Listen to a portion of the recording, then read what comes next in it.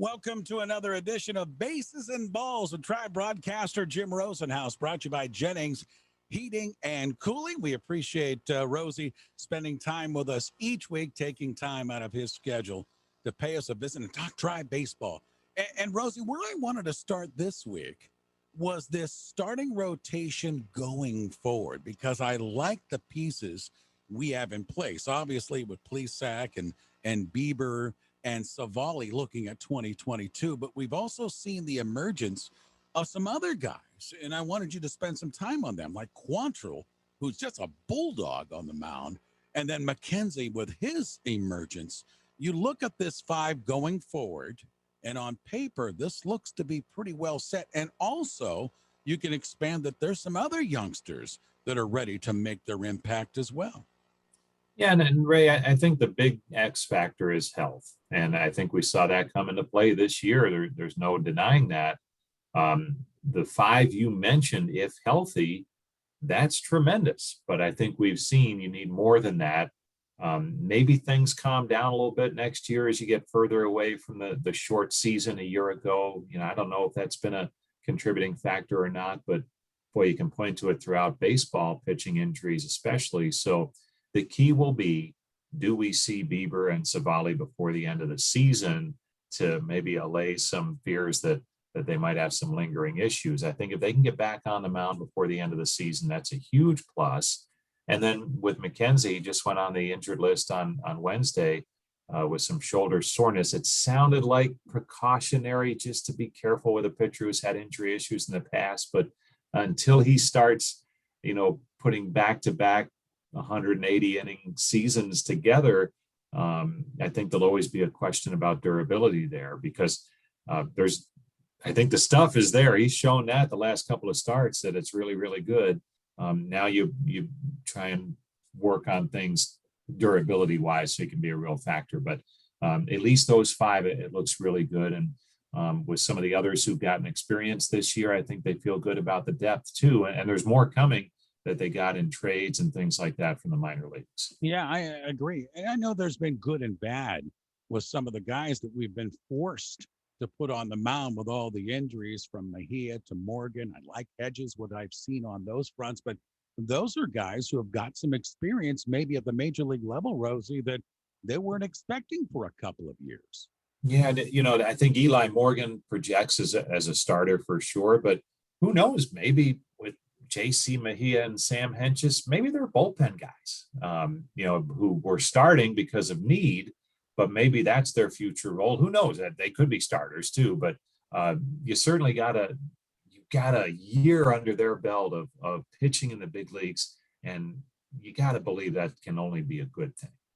With us is Jim Rosenhaus, Bases and Balls, talking Tribe baseball, brought to you by Jennings Heating and Cooling. Let's go to another guy. And you and I have spent some time this year talking about some outfielders. We talked a couple of weeks ago about Miles Straw. We've talked about Bradley Zimmer, but Oscar Mercado, another home run for us on Wednesday night, getting a lot of playing time right now in left field. You're seeing Daniel Johnson getting a lot of playing time in right field. But talk about Mercado. It was 2 seasons ago. He was up for Rookie of the Year.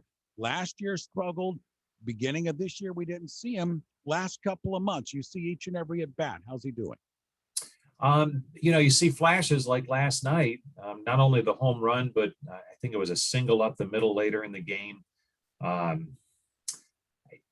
don't think he's at that level where he was as a rookie yet. And you'll see flashes of it, but consistency wise, it just hasn't been there. But this is great for him to be able to play almost on an everyday basis with the injury to Harold Ramirez. So he's been able to take advantage of that to some extent. He probably needs to do a little bit more, because the Indians do need to make some decisions on outfielders this offseason, and he's one of them.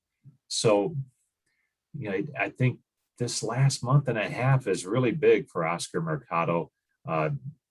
Look, he's got a lot of tools. He runs well. He plays good defense. And if he can hit at a level that he did as a rookie, I think the Indians would take that in a heartbeat. And I'd love to see that, even more than that. But even if he can just get back to that level, I think they would really like to see that. And we do see that more and more often now as we get deeper into the season. Would you say kind of the same thing, Rosie, for Daniel Johnson, who has shown us a lot of athletic ability, starting to seem to be more comfortable at the plate the last 5 weeks, real important for him as well?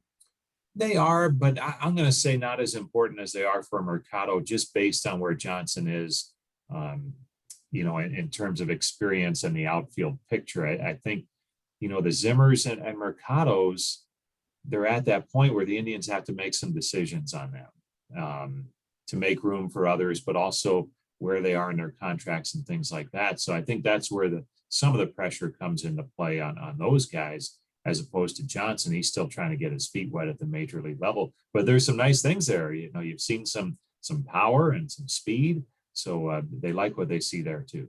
Jim Rosenhaus with us. Bases and Balls, brought to you by Jennings Heating and Cooling. Second base, we've seen Ernie Clement there.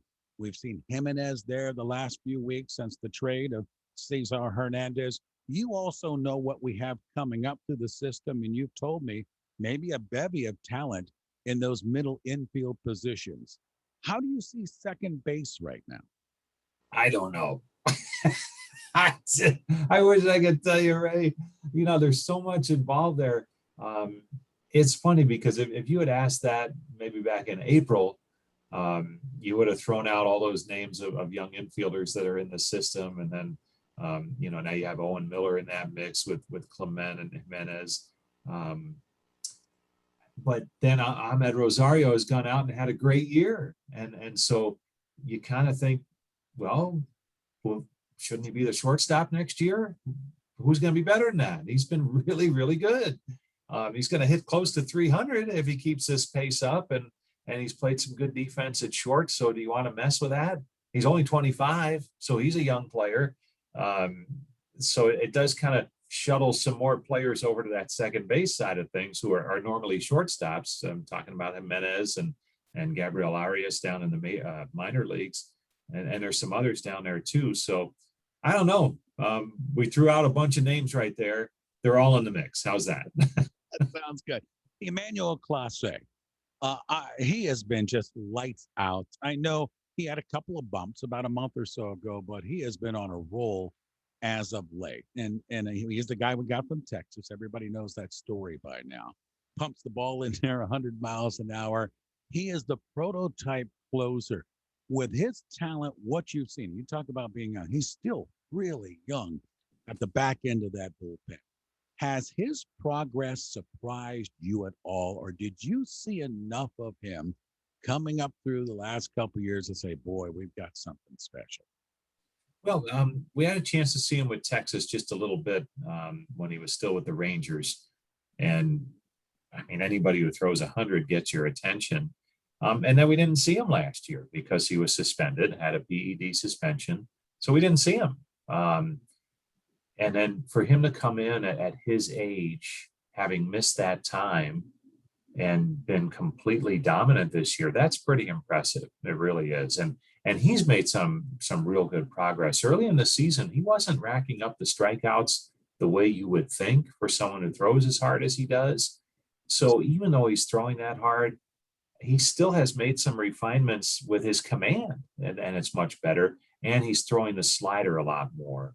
And that was something that it was interesting. I think they wanted him to, but it didn't really hit home until he allowed that home run. First game out of the All-Star break, a game-winning home run to Jed Lowry of the Athletics on a fastball.